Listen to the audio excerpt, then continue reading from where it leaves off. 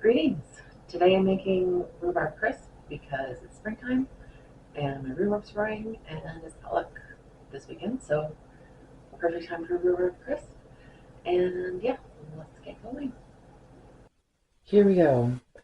This is, I don't know, about 7 cups probably of rhubarb.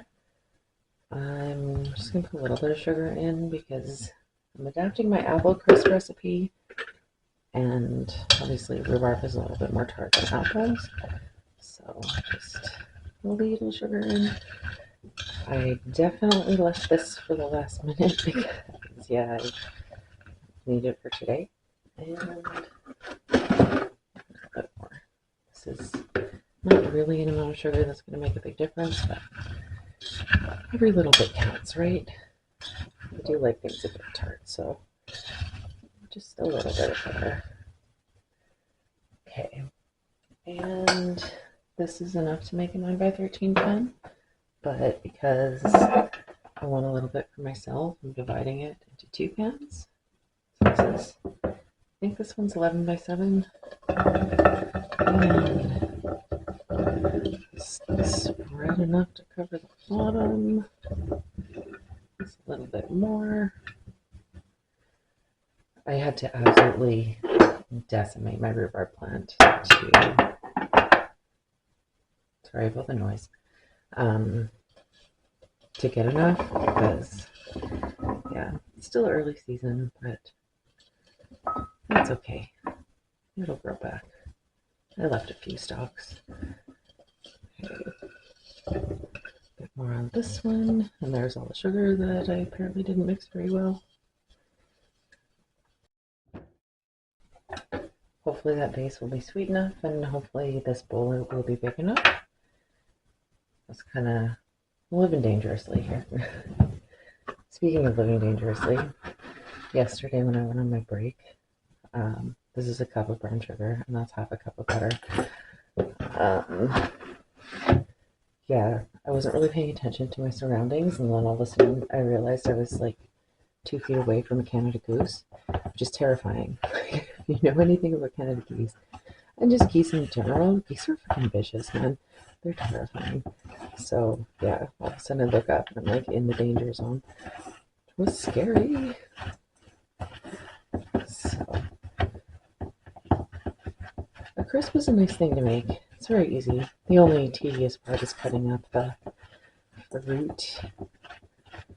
I also got some ice cream to put on top of it. So I guess even if it is a bit tart, that's okay because the ice cream will cancel that out. You have an ice cream maker. It was one of those times where you maybe had a bit too much to drink and it's like 3 in the morning and you're like, an ice cream maker seems like a really good idea. A couple days later it gets delivered and you're like, wait, I ordered an ice cream maker.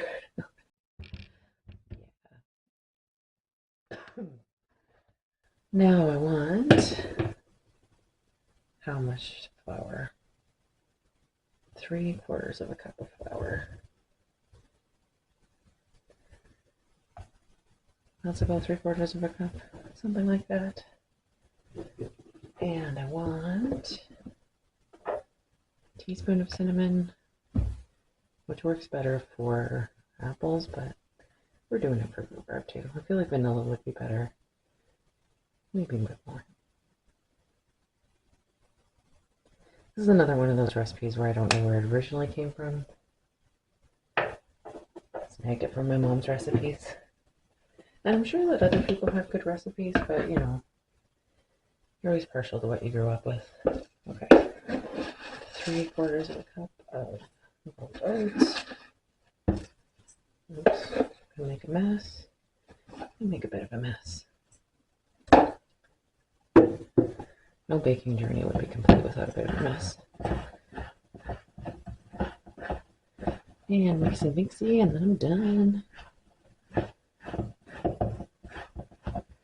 Yeah, this one is definitely 10 out of 10 do recommend with apples. I haven't tried it with rhubarb. I was considering making a rhubarb custard thing, but I'm hesitant to make anything that takes a lot of egg yolks because I don't like to eat eggs, and then what do I do with the egg whites? Because I also don't like, what do you call them, the macarons? I don't like those either. I feel like people always suggest that I make those with egg whites, but oops. I do have custard powder, but nothing's ever as good when it's from powder.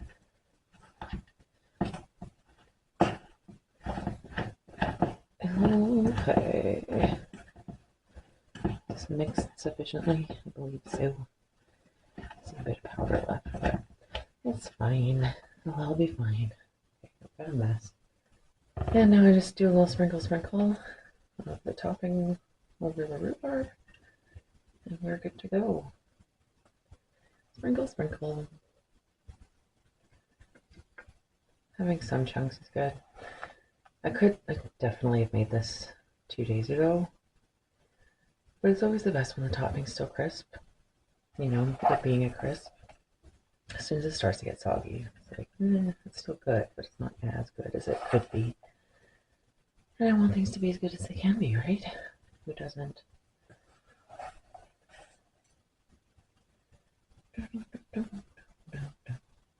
Really am in the mood to be making random noises. It's morning time for me. I'm fatigued. What are you doing, Phil? Just heard him making noise. Okay. Doesn't have to be perfect. And I'm going to bake them at 375 for 30 to 40 minutes.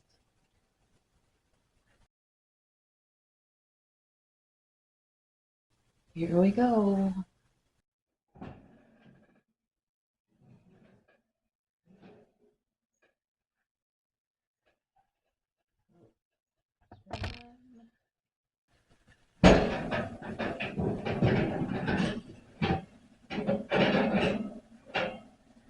And two.